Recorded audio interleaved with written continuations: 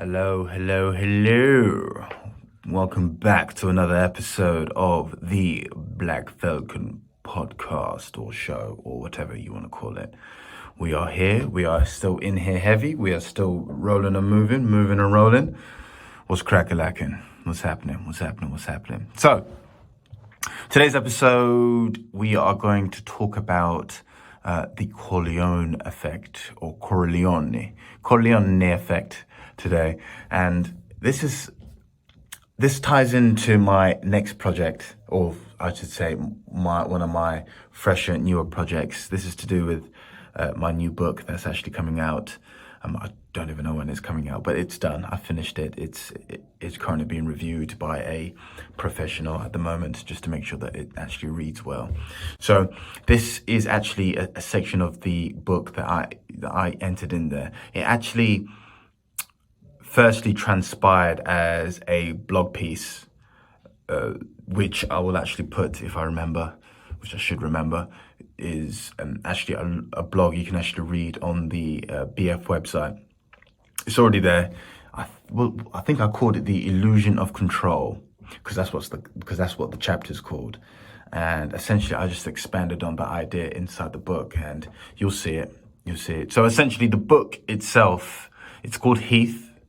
And it's about a young lady who ventures into uni, and a few strange happenings happen inside her halls of residence where she stays with her housemates. So few spooky things happen to her. So it's actually linked in with my first book, Drax, which is currently available out now on Amazon, which you can get.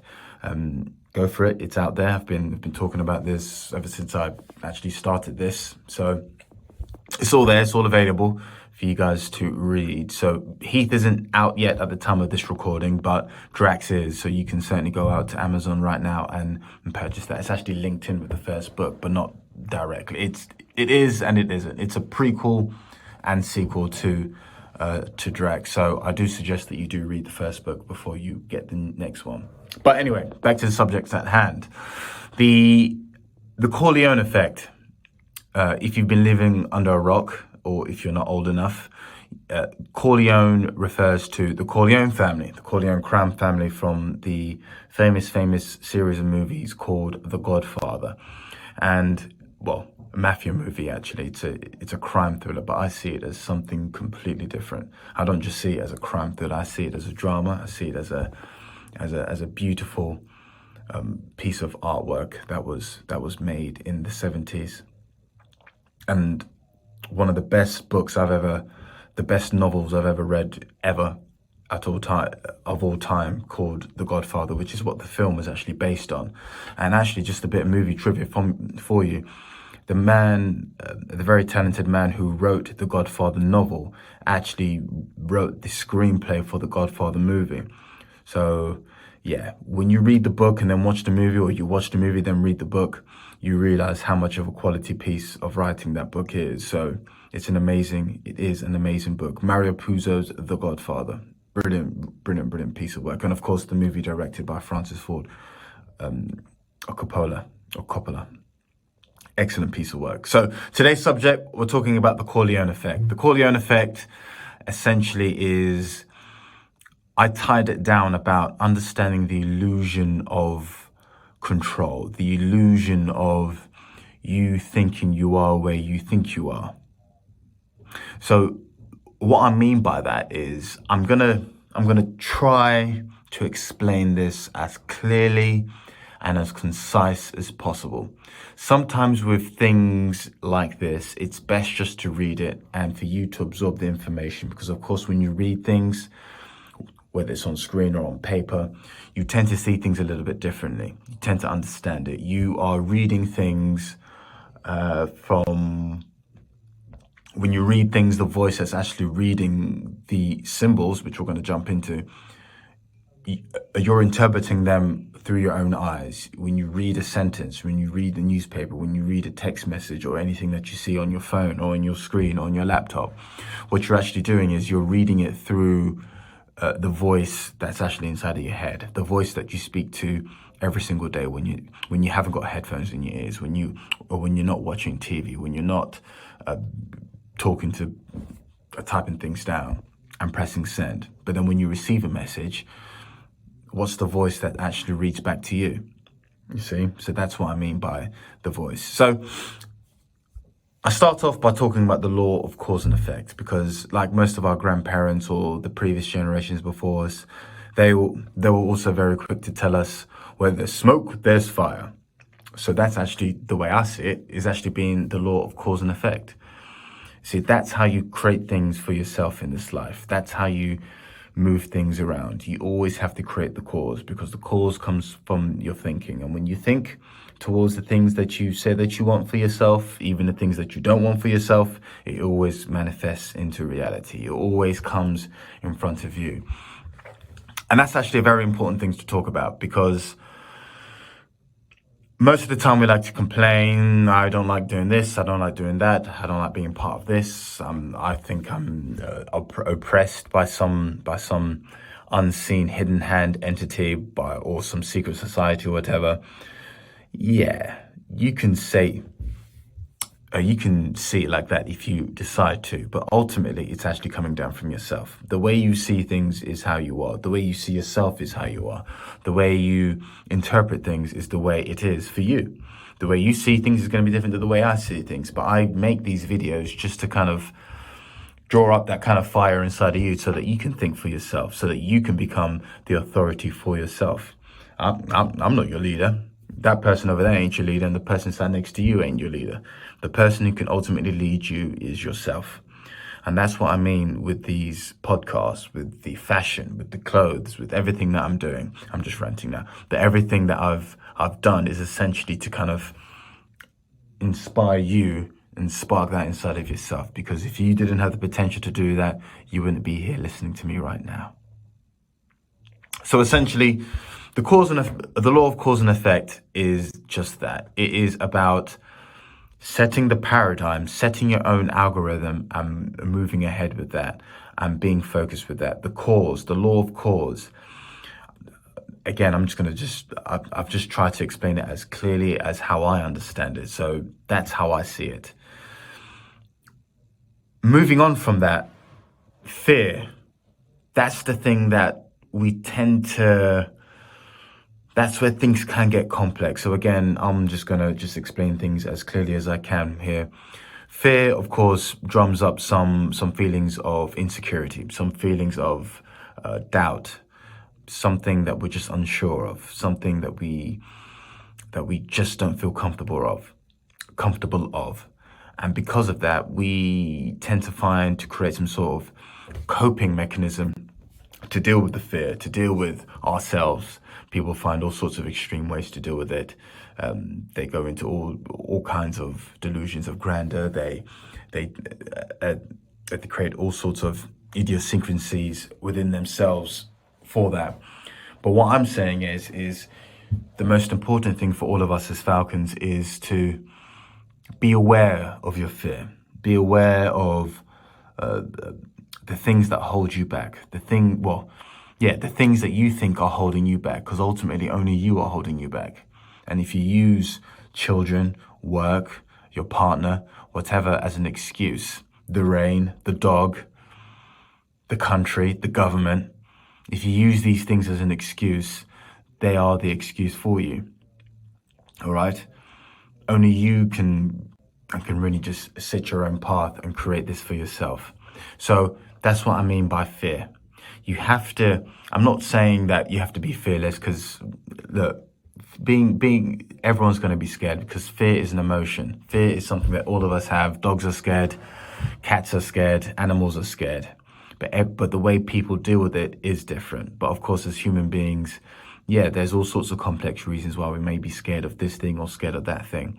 But the very fact that you acknowledge your fear, and the very fact that you acknowledge your fear and you know that you're fearful of, and you get into the root cause of your fear, that is an incredible achievement for yourself when you get there, when you reach that peak.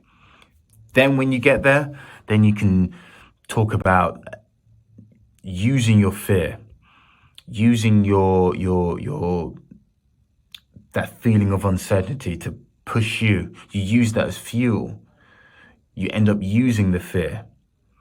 You don't let fear control you. You control the fear. Yeah, I'm scared, but I'm doing it anyway. I'm just jumping anyway. That's how we roll here. All right?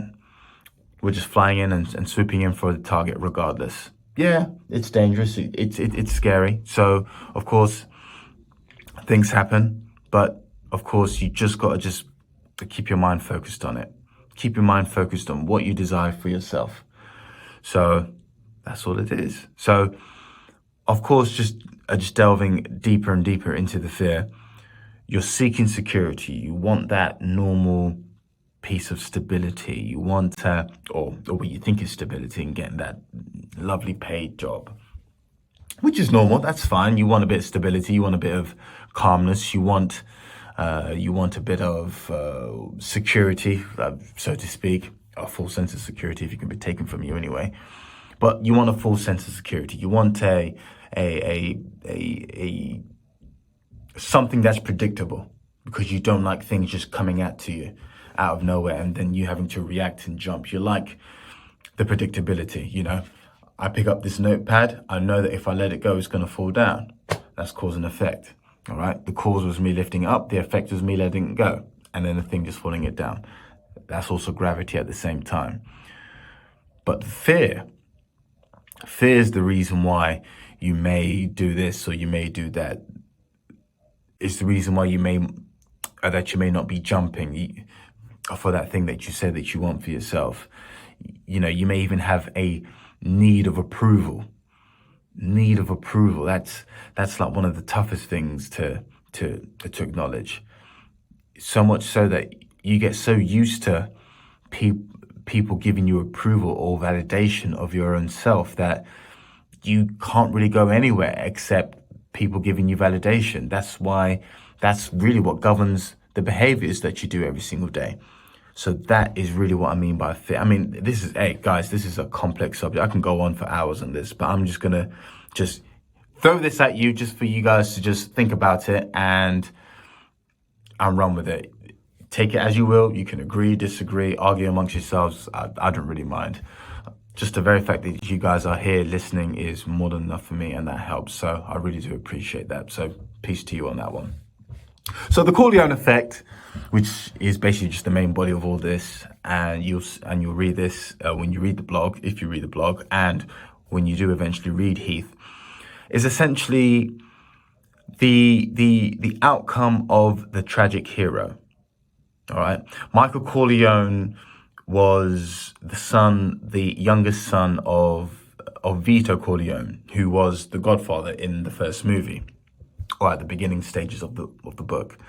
Michael Corleone inherits the title of Godfather. I'm not gonna spoil the story to you, you know, because you've probably been, if you haven't seen the movie, you've probably just been living under a cave or a rock or something.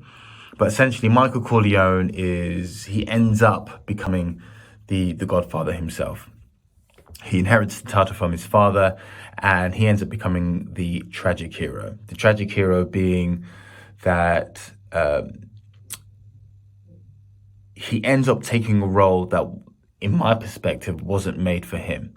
He didn't want to be a part of the mafia lifestyle. He just wanted to just be himself and kind of just live a simple life with his American girlfriend and go ahead in that direction. So that's what I mean by the Corleone Effect.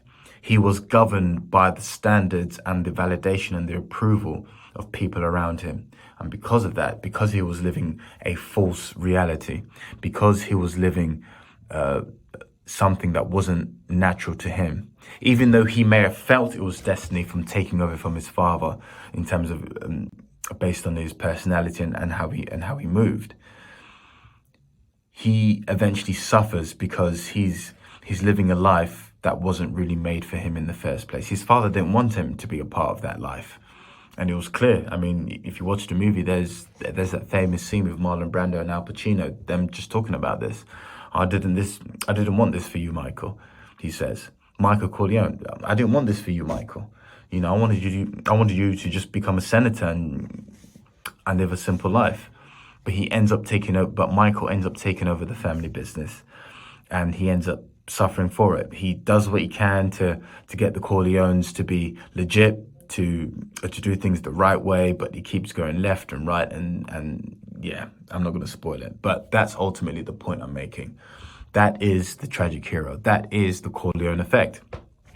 How that transpires between the book, the movie, and ourselves as people and as Falcons is a lot of us are living are suffering under the Corleone Effect. Some of us are living a life that wasn't really meant for us. Our parents give us our roles. Our society tells us you're supposed to do this, you're supposed to do that.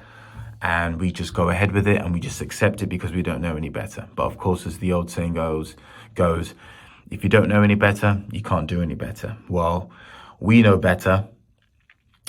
And the reason how I know that you can do better is because you're sat here listening to me. Well, I don't want to make myself up to be some sort of grand special person, but the fact that you're drawn to this, the fact that you're drawn to the brand, the fact that you understand yourself and you're here and you're on your journey and you're relentless in your journey, that shows that you already are aware of the effect that's been taken on you and you're already on your journey to kind of get yourself out of it. So exit the matrix, guys. So that's the point I'm making, guys. Do not fall for the trap, the illusion that the world puts onto you. All right. If you do not take control of your mind or of your spirit, someone else is going to do it for you. So you have to take control. That doesn't mean to say that everything that you deem to be real has to work out the way that you expect it to, because it's not going to happen. But you just have to have a clear vision of how you desire things to be for yourself and only yourself. And then eventually you end up being put into a position where you can help others too. You can do your own podcast if you want. You can create your own brand. You can do this, you can do that. You can go left, you can go right, you can go up, down, left. I don't mind. It's your decision to make at the end. And that's ultimately the point of this essay. This episode. This could also be taken into, if you've read The Great Gatsby, the exact same thing. You know, oh God, I can't really talk too much about it without spoiling the story. But ultimately, The Great Gatsby is a similar concept to the Corleone Effect, where Jay Gatsby, some mysterious billionaire in the middle of America, West Egg, if you've read the book or watched the movies, because the movie's been done a few times, if you've read the book, you realize that the Great Gatsby isn't exactly who he says he is. And he ends up living a life that wasn't really his, just so that he can get acceptance from people who aren't really part of him. So read that too. So guys, I just wanted to just do this shorter episode. Is it shorter? I don't know. The previous two are about 20 minutes, I think. I don't know, but I'm doing it anyway. I just want to just get this out there, just to kind of just get your heads thinking, get your head spinning. You can agree, you can disagree. I don't really mind. That's your choice. But I'm honored that this is part of your journey. I'm honored that you've stuck by us. You're still with us. You're absorbing the content. You're kind of giving feedback through emails and all of that. I really do appreciate that, which is great. And Blaque Falcon is taking shape. It's going in the direction that I'm envisioning for myself. Well, for us as Falcons, that's the direction that I really, really wanted us to get into. To kind of just be fearless, to keep moving forward, to not be as scared, to kind of go for what we feel. And yeah, there are a few changes happening in the background, which I'm excited about, but I'm not going to reveal yet until it's locked in and I've got it and it's tangible. So take that, rewind it back. If there's anything that you didn't understand, please feel free to just drop a comment, like, subscribe, send an email. Follow us on Instagram, Twitter, Facebook, subscribe to the YouTube channel. I think we're on TikTok as well. So yeah, we're everywhere. Emails, go inside the store, sign up to the email list so you can see what's happening. So you can be part of the email list. You see all the latest news that we've got. So guys, thank you for your time and I will see you next time. Peace.